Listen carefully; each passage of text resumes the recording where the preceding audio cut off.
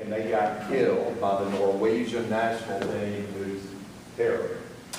And they got killed, and they weren't really trying very hard. So coach got mad. He decided to test them.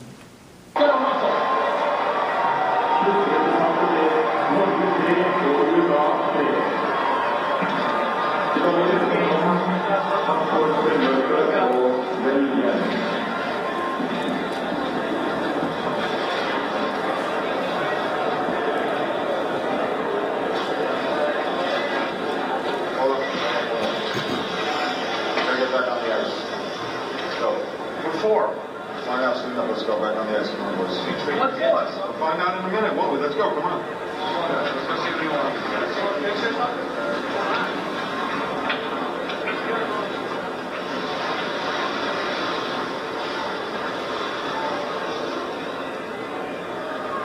You guys don't want to work during the game? No problem. We'll work now. Go line. That one.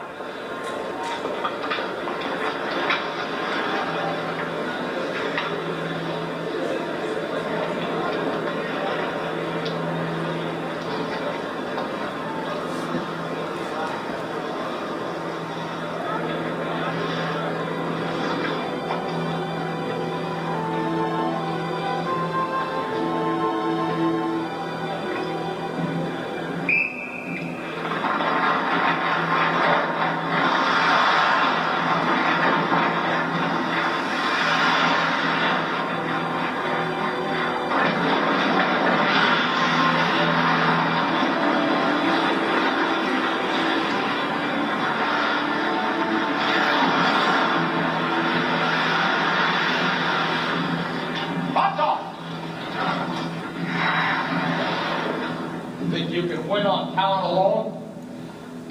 Gentlemen, you don't have enough talent to win on talent alone. Again.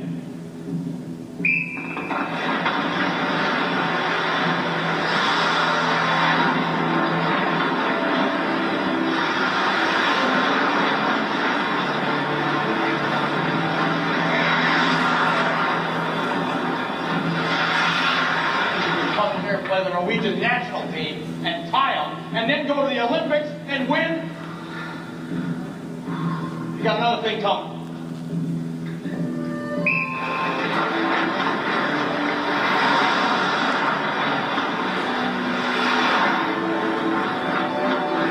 You got to think about something else, each and every one of you. When you pull on that jersey, you represent yourself and your teammates. And a name on the front is a hell of a lot more important than the one on the back. Get that through your head. Again.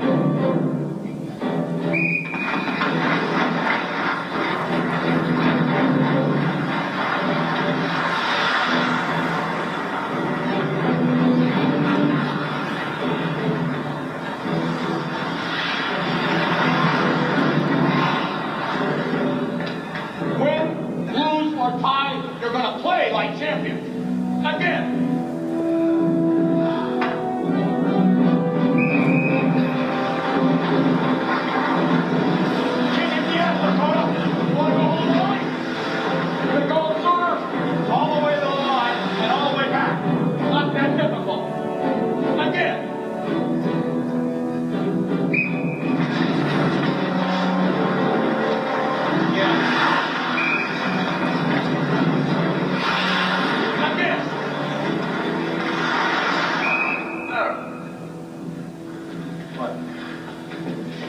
The rig manager, he wants to clean the ice and then go home.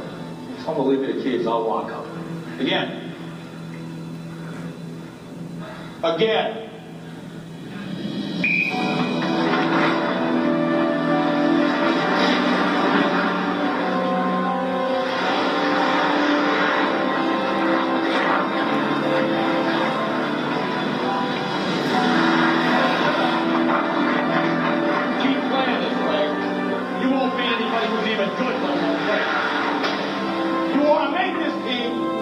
You better start playing at a level that's going to force me to keep you here. Again.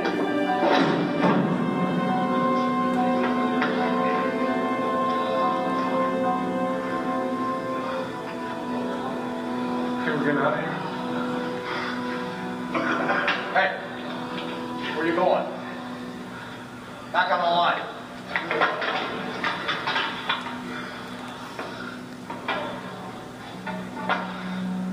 Again. Send them.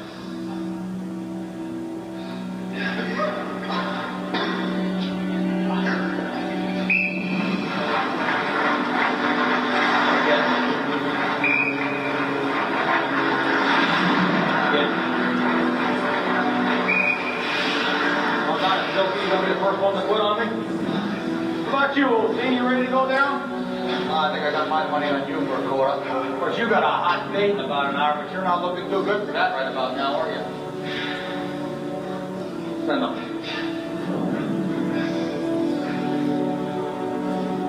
Again.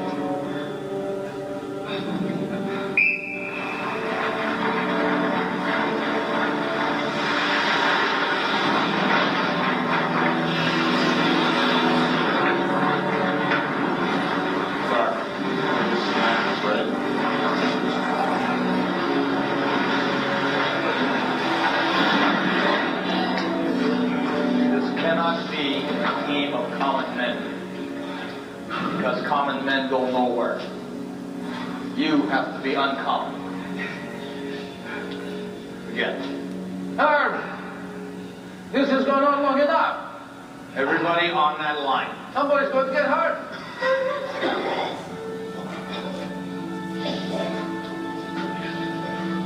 Everybody get on that line. Hey.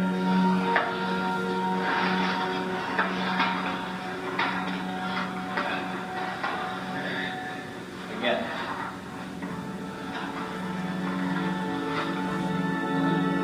Again. Hurry. Come on, Craig, roll the whistle. Again.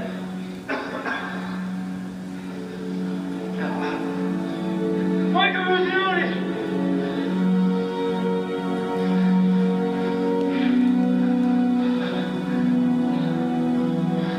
Windsor, Massachusetts.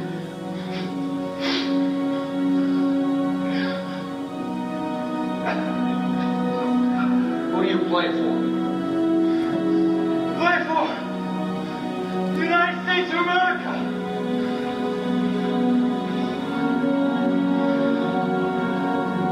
That's all, gentlemen.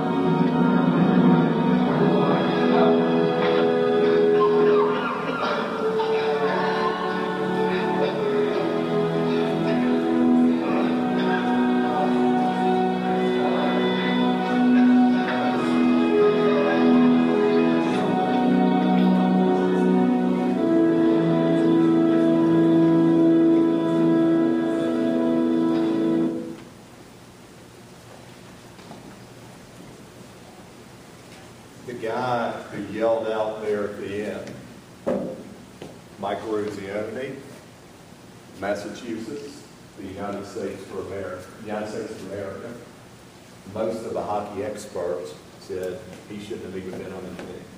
He wasn't talented enough. He wasn't good enough. No one thought he should be on the team except for Herb Brooks. Not only did he keep him, but that young man ended up being the team captain. Now, why are we showing this clip? Why are we looking at it? What did the coach do? What was he doing there? He was testing. Words like tests and trials are in the Bible over 200 times, because life, just being here on earth, is a test. God continuously tests our loyalty and obedience, our love, our character. Those are done every day. What was the first test that God ever did? Who were the first people who were ever tested by God? Adam and Eve. And character is developed and it's revealed by these tests. Now, the only man in that hockey rink who knew the purpose of this test was Herb Brooks. Often, there's times that we are tested and the only person who knows is God. And maybe we will learn it one day, maybe we won't. But the fact, life on earth is a test, and it happens all the time.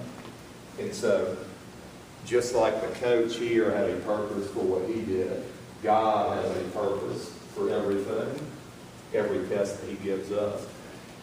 We said earlier, we had a lot of quotes from David. And God never left David. He'll never leave us. And in fact, the book of Hebrews says, I will never leave you, I will never abandon you.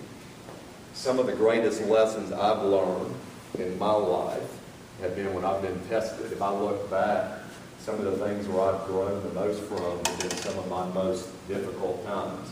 And while I didn't like them or understand them while I was going through them, I appreciated them after they were over.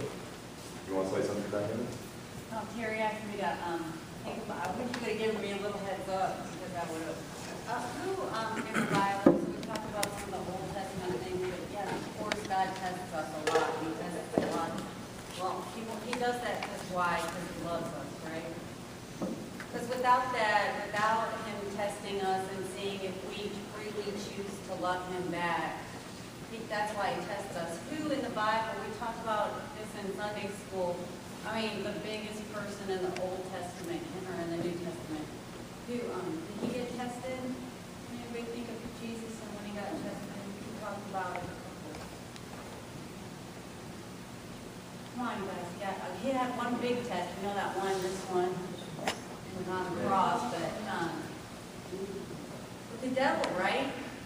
And so I was sitting there trying to think of it because I couldn't remember, and I'm like, okay, so what happened when Jesus was tempted by the devil? Remember, he fasted for like 40 days, and what happened? So he was weak, right? So he's getting this test, and it's not a really good time. He's hungry, he's weak, he's this, whatever. What happened? Come on, what happened? Anna.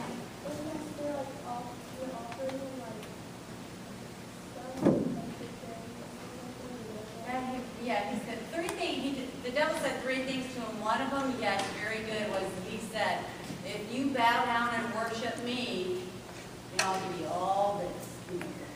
Right? So what does Jesus say? No. Right? Yes, which one?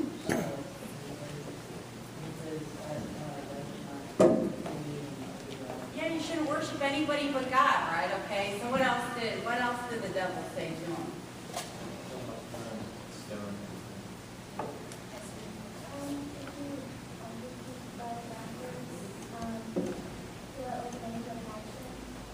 Yeah.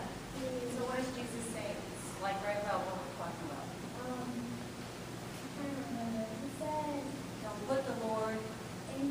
Don't test the Lord. Yes, exactly. Don't put the Lord to the test. Why? Because it's not for us to test the Lord, is it? It's for him to test us. And what was the last thing?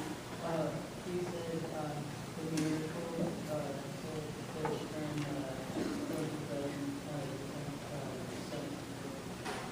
I wouldn't.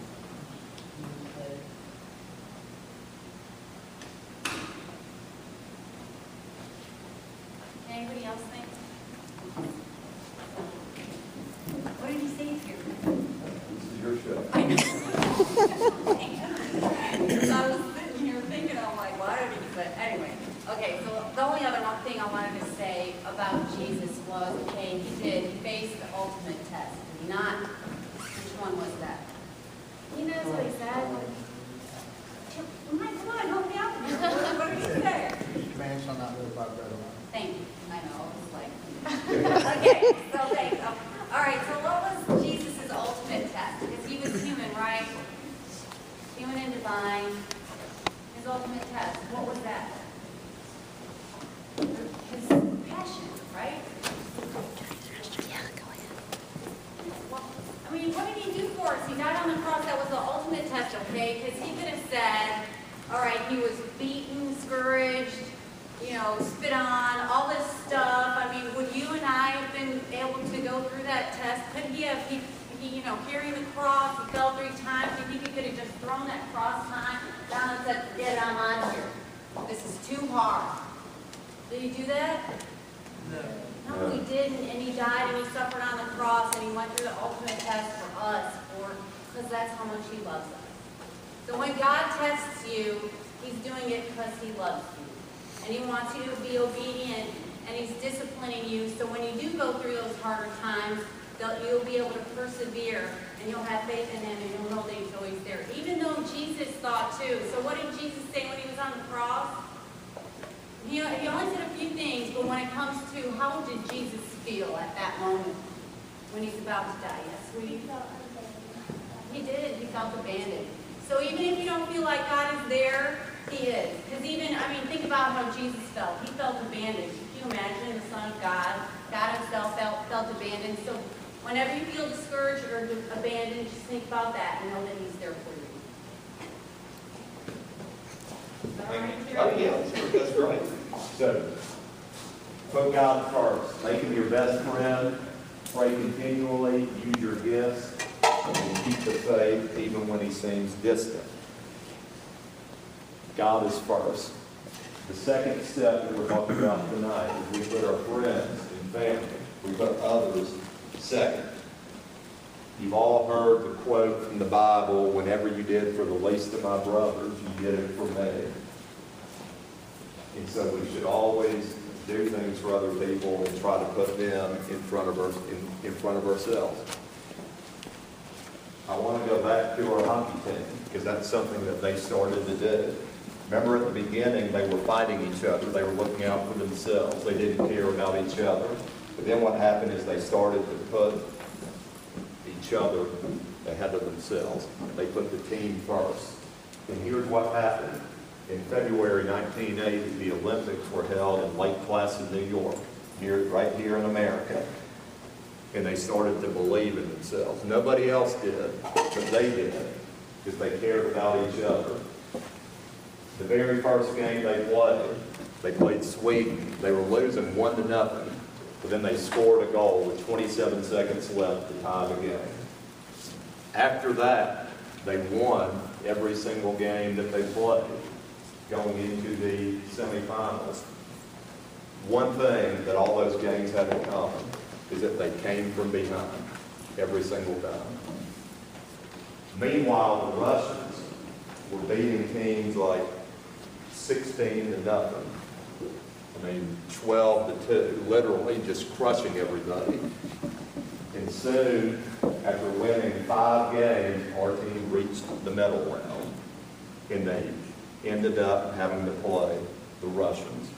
And remember, nobody gave them a chance except for Herb Brooks.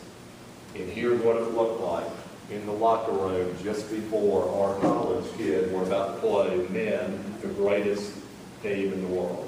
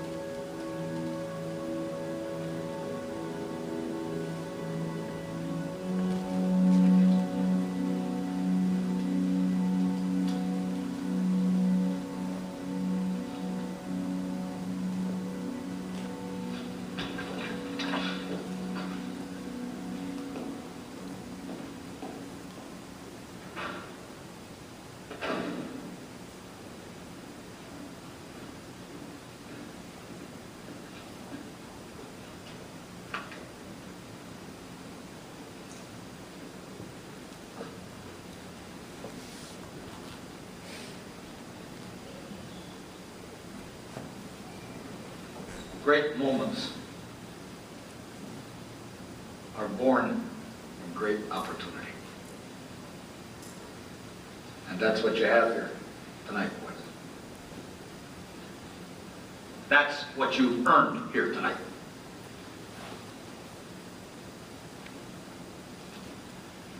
One game. If we played them 10 times, they might win 9. But not this game. Not tonight. Tonight, we skate with them. Tonight, we stay with them. And we shut them down because we can.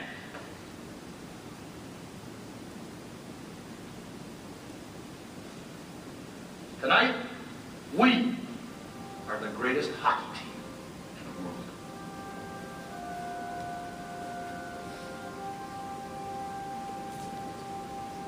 You were born to be hockey players. Every one of you. And you were meant to be here tonight.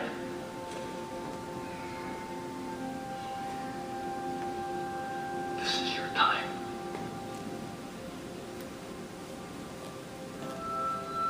Their time is done. It's over. I'm sick and tired of hearing about what a great hockey team the Soviets had. Screw them. This is your time. Now go out there and take it.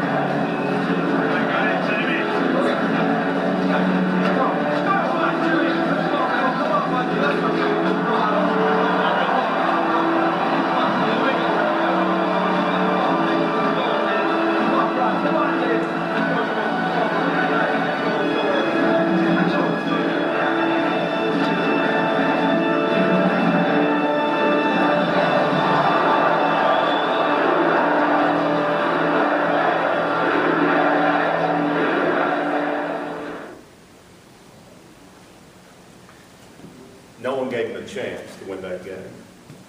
How many periods is hockey? 3.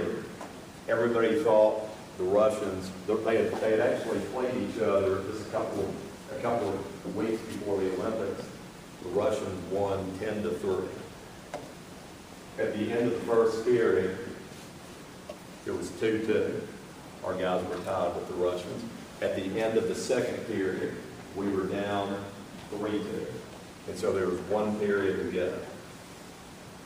And no one expected the game to be this close. 20 minutes left in the game that's passing the rules anybody anticipated.